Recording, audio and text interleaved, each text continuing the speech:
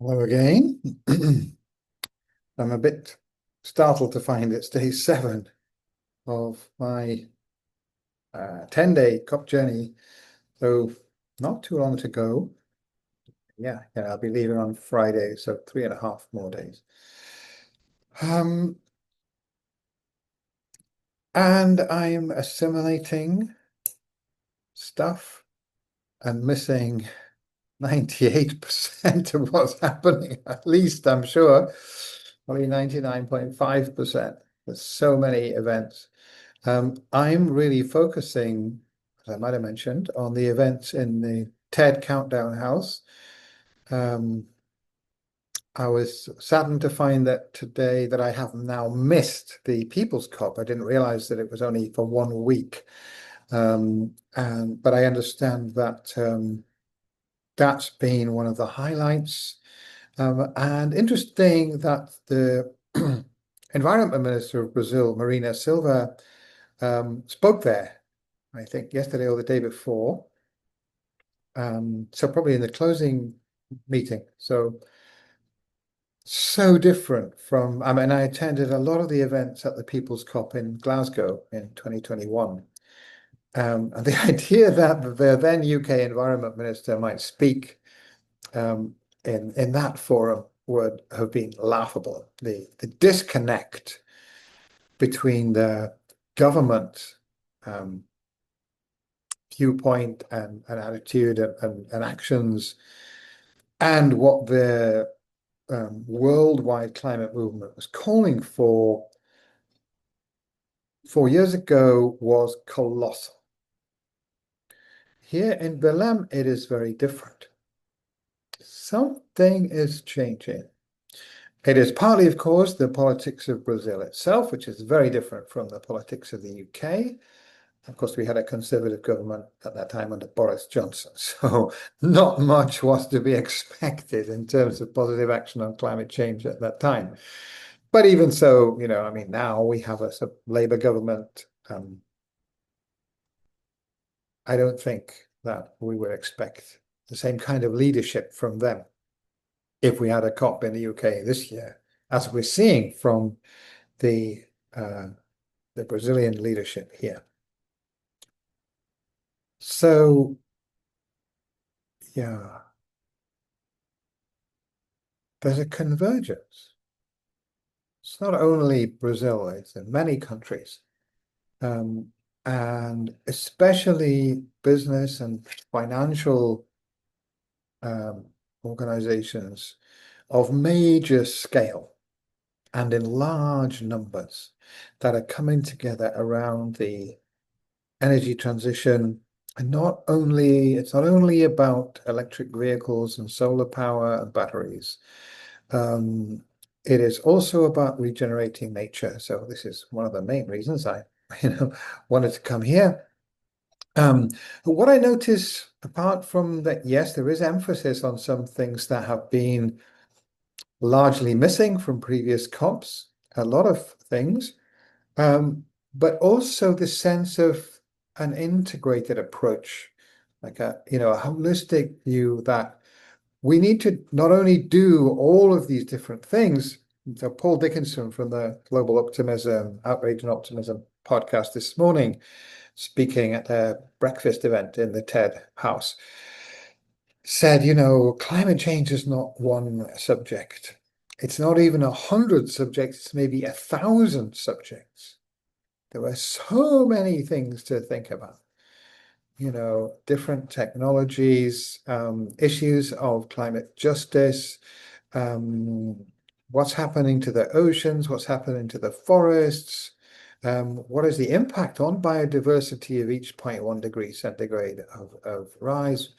How do we understand the dynamics of Earth system tipping points and especially now positive social tipping points? So we passed one. We passed a positive social tipping point, in my opinion. And of course, it is to do with the energy transition and China. But I want to check out this information. Fiona Macklin from from Global Optimism, who was hosting the meeting this morning, said she wasn't yet certain, but it appears that over the past 18 months, Chinese emissions have reduced, have actually gone down. And the implication of that is very possibly that global emissions have now peaked. Another indicator there is what's happened with electricity generation. So now reached 40%, renewables now generating 40% of global electricity. And solar power in particular growing at 29% per annum, doubling in 3 years. So what happened this year is that the projected fossil fuel use, I guess this is maybe only for energy generation. No, I think it's actually for overall fossil fuel use, which increased. So there was some alarm. It increased 4% last year. A large amount of that increase was due to global warming itself. So when the planet warms up, electricity demand rises, presumably largely because of air conditioning, but I don't know the ins and outs of that. But the projections for this year are that, global electricity demand increased by 4%, fossil fuel use increased by 1.4%. The projections for this year are that fossil fuel use will not increase, it will remain stable. And that is because of the massive increase in solar energy generation. And so you think about that, because that means next year there will be a still larger increase in solar energy generation, which means that it's very likely indeed that fossil fuel use next year will be down on 2024. 2020, fossil fuel use this year, when the figures are in, will be down on 2024, and the year after and the year after that, strong downward trend in fossil fuel use.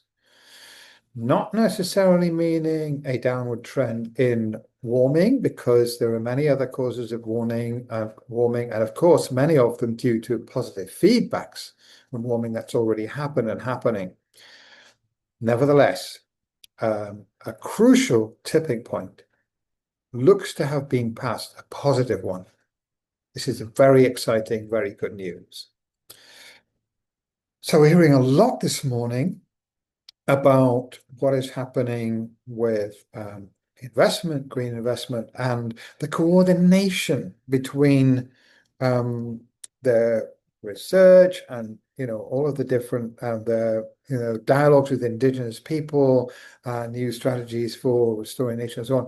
The dialogue between the climate action movement and businesses and financial institutions that are investing in not only green electric technology, if you like to call it that, but in many other aspects. It's not only that business leaders and financial actors are seeing opportunities and grabbing them, they are collaborating extensively with the people who are doing the research, who are building movements around these things. So there's an increasing coherence of the climate action ecosystem itself.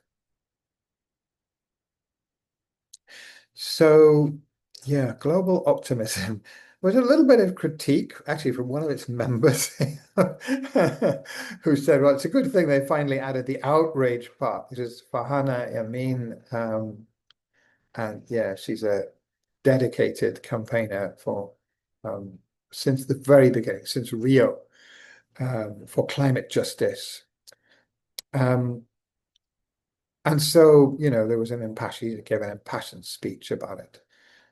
In a debate the other day, I might have mentioned it in my last post, the debate being on the issue of green will never be brown. So the green energy transition will not lead to a new form of extractivism and colonialism and so on.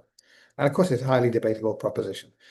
Um, there's no doubt, however, that it will not be nearly as bad as the fossil fuel situation, but it's something that needs to be watched out for. There is, already significant injustice in the resource mining and so on that's happening around the energy transition. But it is orders of magnitude less harmful than the fossil fuel exploitation. So, but it also needs to be addressed. We need to stop um, doing this at the expense of marginalized communities, and sometimes at the expense of nature. I mean, of course, green energy is great overall for the planet, but local mining operations may be damaging sensitive ecosystems and so on. So all that needs to be taken care of. And there are a lot of people, working on that. So hopefully those problems can be addressed and solved. So this is all of the good stuff. So Fiona McCraith, who was the speaking on behalf of Global Optimism, Fiona Macklin was the host, and Fiona McCraith is one of the speakers on the podcast. And yeah, so she was talking, both of them actually, were talking about optimism itself. And I hope that people aren't getting totally bored of me talking about this.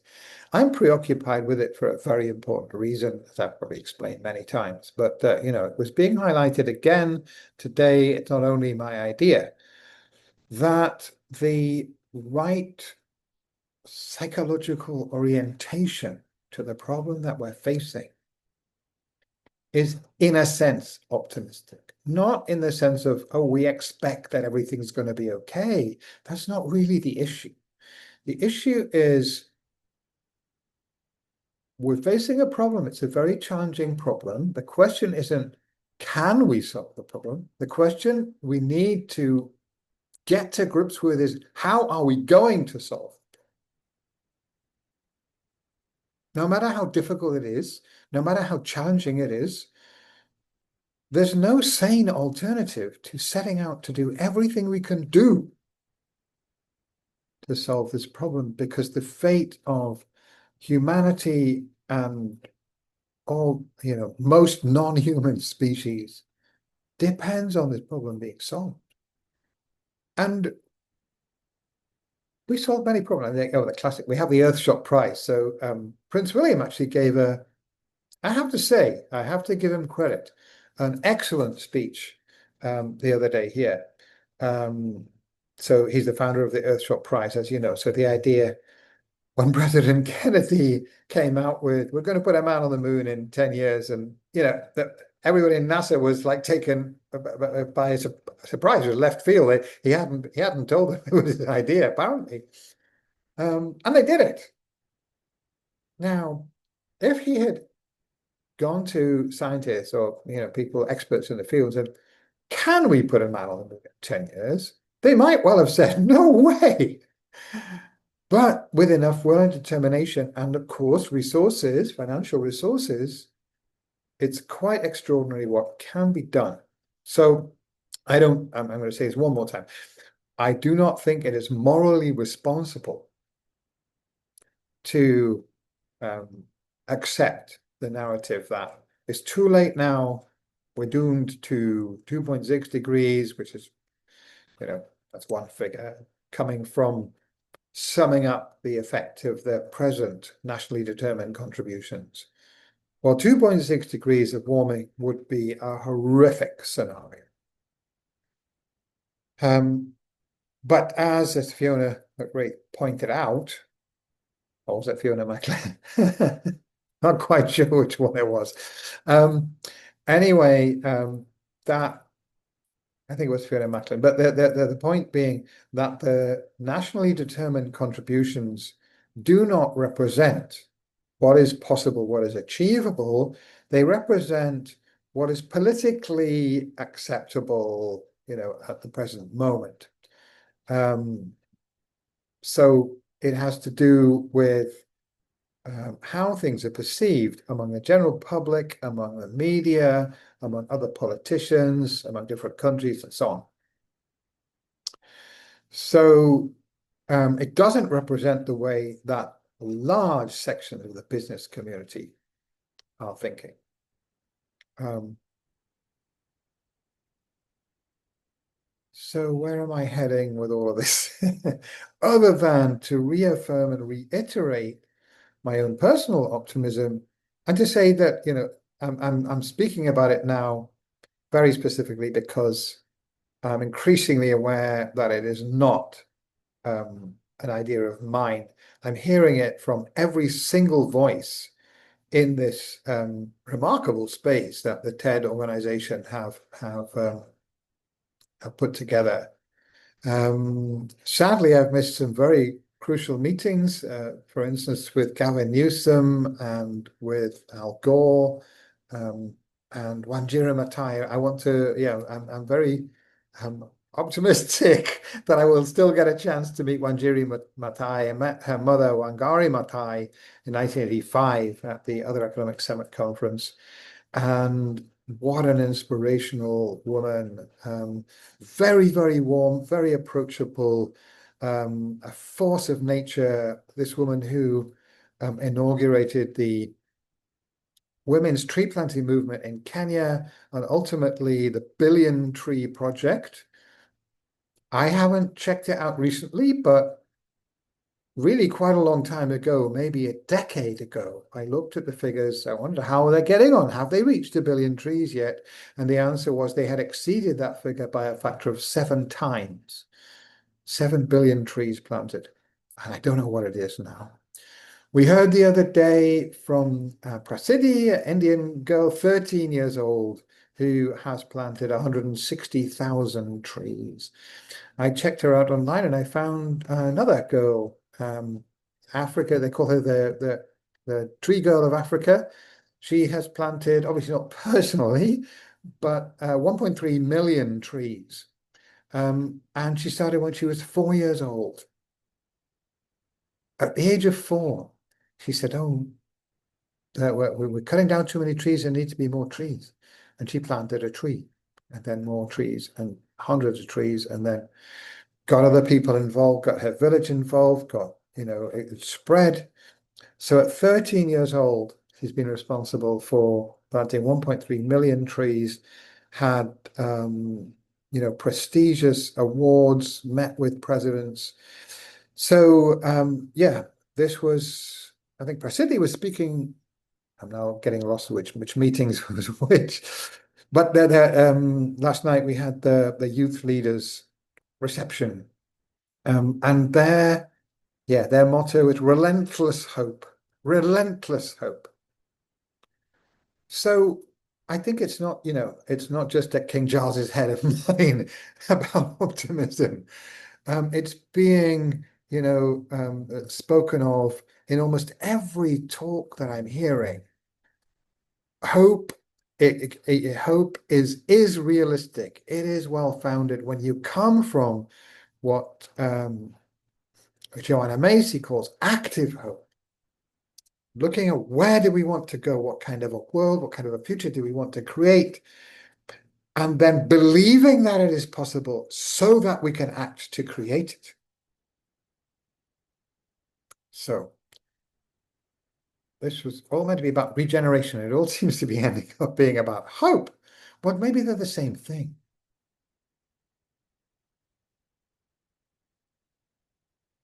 I think so. I think that why the narrative of regeneration speaks so powerfully to me is that it is about hope. It is about seeing that as a human species, we've grown in numbers and power without growing the moral framework to control that power and direct it in the right way. And this is also this narrative is coming very strongly to the fore in this COP, that this is a moral and spiritual crisis. And the movement for positive ethics in business is growing apace.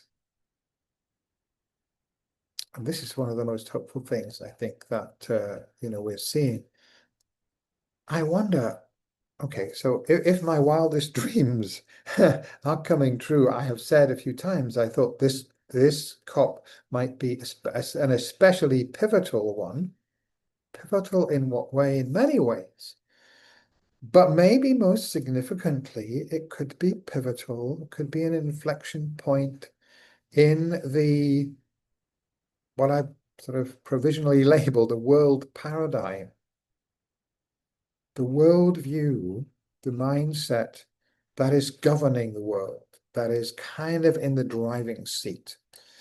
And at the moment, it may look like that's one of the most dystopian, dysfunctional, diseased kind of mindsets, Trumpianism and Project 2025 and all the rest of it, and Vladimir Putin and so on.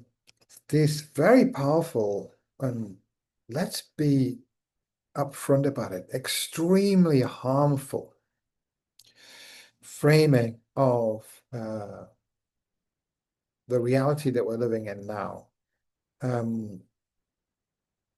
Very, very fear-driven, very driven by ego affirmation and domination, which themselves, in my opinion, originate from deep unconscious fear. We can see it so clearly in the case of Israel. So, this is not about demonizing Israelis or Jews, but they are a people that have been damaged and hurt on such a deep level. Many, or maybe most of them, I don't mean most Jews, but I think most Israelis, from what I'm understanding, or certainly a large proportion of the Israeli population, have tragically been unable to process their generational historical trauma and the energy of that hurt and fear and defensiveness has been channeled into very terrible, appalling,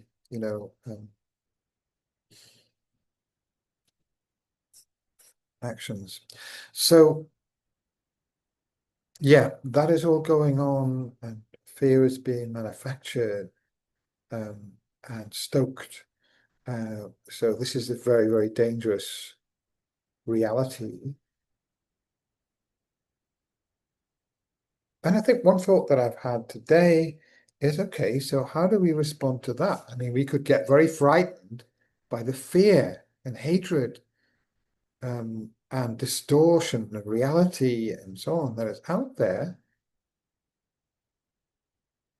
But then logically, in terms of what I've been saying before, the more functional, more healthy, the more sane reaction is to say, okay, here's another problem. How do we address that? We don't address it by fighting those negative historical forces in a way that they may be setting out to fight the climate movement. I think it was Jesus who said, yeah, he said, resist not evil. And I wondered for a long time, what did he mean? And I think he means don't fight evil, don't fight evil people. That's not going to help. It's just going to create an equal and opposite reaction. This is kind of Newton's second law of motion is so true in the political world. But there are, again, wonderful organizations that are really looking deeply into the psychology of what's happening here What can we do? What can we collectively do? With an unwilling patient, perhaps, to try to heal the spiritual sickness that has taken hold of a large section of the global population.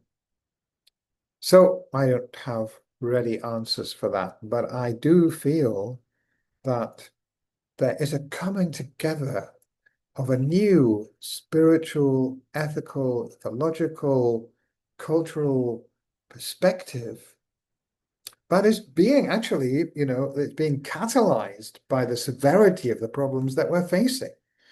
People are responding to them in brilliant, creative ways. And this is not a marginal phenomenon. So this is what I want to convey. This is what I want to share with you. This is what I'm seeing that I believed for some time that's being very strongly confirmed here. This is a massive global movement. Huge financial resources are gravitating towards it. It's a very high quality. There's very high quality thinking and action and ethical standards that are present within this dedicated global climate community. And I'm seeing more and more alignment, as I say, between political leaders like the leadership of Brazil, business and financial leaders, and NGOs, local communities, indigenous organizations. Just one drop example, and I possibly mentioned it yesterday. So if I didn't, I need to mention it today. The Tropical Forest Forever facility was launched last week. So this is an initiative to raise finance to protect tropical forests on an unprecedented scale. And so this initiative was launched, I think, last Tuesday, and on the first day raised $5 billion of finance. The target is 125 billion. You can do a lot to protect forests with $125 billion. So, yeah. Whatever you may think, whatever your conclusion, you may feel optimistic or pessimistic. I'm talking up the positive side of things. Yes, I am, because I think that side is not heard enough in the public space through the lens of the media. The other side, the very, very scary side, is equally real. But it's been spoken about enough, I think. I want to make people aware that the positive currents of action and thought and change that are present and that are converging here in Belem this year are so much more powerful and inspirational than I knew until a very short time ago. So my tiny little contribution towards making it better known. I hope that, it gives you some sense. But as I mentioned the other day, I want to do a lot of work when I get back to document all this and share it with you so that you can see it's not just a personal opinion. There's really solid backing for what I'm saying. Time for me to go. Thank you for listening once again. And yeah, wishing you a great day. Speak to you tomorrow. Thank you. Bye bye.